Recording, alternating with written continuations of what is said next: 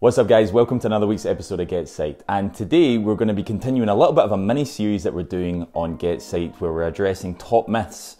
Recently we checked out my top myths in mental health, you can check out that video, and today we're going to be looking at my top psychology student myths. So I'm going to be looking at myths about studying psychology and also some of the myths for actually being a psychology student, so make sure to stay tuned.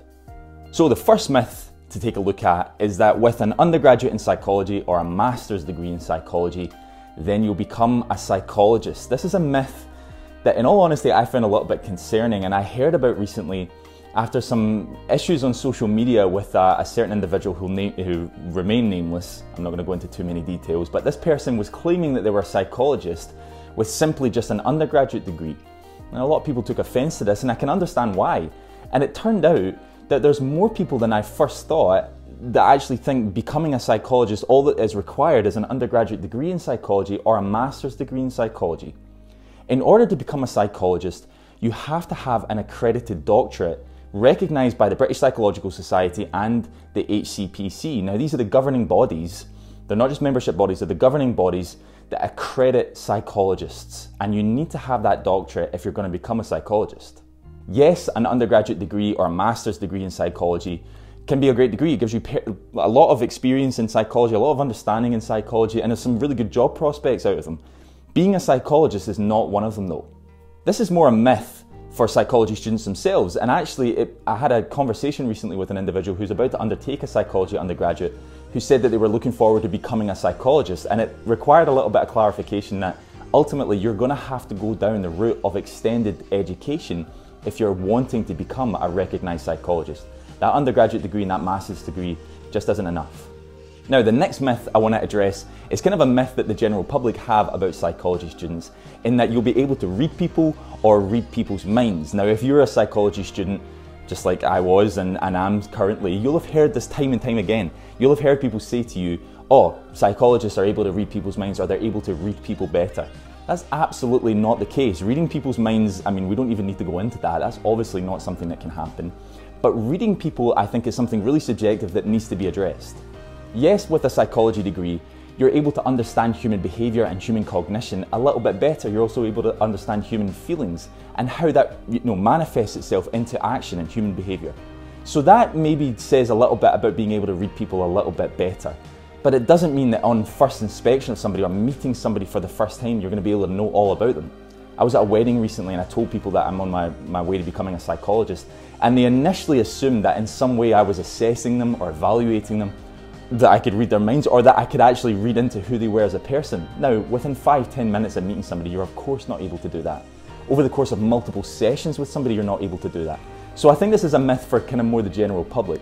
Just because somebody has a psychology degree or they have a master's degree in psychology, even a doctorate in psychology, it doesn't mean that they can read people or read people's minds. The next myth I want to talk about studying psychology or being a psychology student is that a psychology degree will help me fix my own issues. Now, this again is something that's quite interesting, that's been off the back of a couple of conversations I've had with people who have been psychology students that have stated that the sole reason they went into their psychology degree was to challenge their own mental health difficulties or to fix themselves, as they worded it. Now, let me put this straight. First of all, you will address a lot of self-reflective practices in a psychology degree, that being undergraduate, master's or doctorate. So that is definitely part of the degree, and there's definitely personal development opportunities that are within that. That doesn't mean though that the psychology degree is going to sort you, in inverted commas, of your mental health difficulties. That requires a different level of service, things like therapy, for example. Simply going into a psychology degree doesn't mean that you're going to be cured of mental health difficulties. However, what I will say on a side note to that is, and it's the same with therapy degrees that I've done before, therapy qualifications, that self-reflective element can be really, really beneficial for people that want to understand themselves better. I think we need to be a little bit cautious of people who are going into those degrees just solely for the sake of personal development and not because they want to help people. But there is definitely something to be said about the fact that there can be personal development opportunities within psychology degrees. The next myth we're going to take a look at about studying psychology is that there's a myth that I'll only learn about human behaviour and human cognition.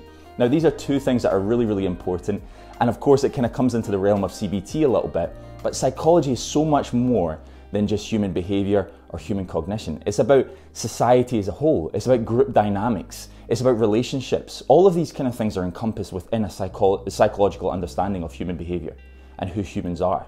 So human behavior and human cognition is definitely a huge part of psychology, but there's a much broader scope to actually what psychology is as well. And sometimes, whether or not this is a true myth, it's definitely a misconception that I've heard of before. Psychology is much broader than just how we act and how we think. Okay, the next myth I'm going to take a look at for psychology students is that you need a placement right away when you start your undergraduate psychology degree. Now, years ago when I was a psychology undergraduate student, I was on the board, I was like one of the class representatives, and one of the issues that some students had was that they thought they were coming into this degree and they were going to get a placement right away. I thought this was a bit weird because at no point did it ever say that, and I think it's something that I've actually heard when I've been doing talks at the BPS, for example, about career development. I've had some students actually ask me about placements on undergraduate degrees in psychology. Placement opportunities when you're doing your undergraduate in psychology, that's not going to happen. There's not something that, you know, you're going into a therapeutic field or working in a brain injury unit, for example.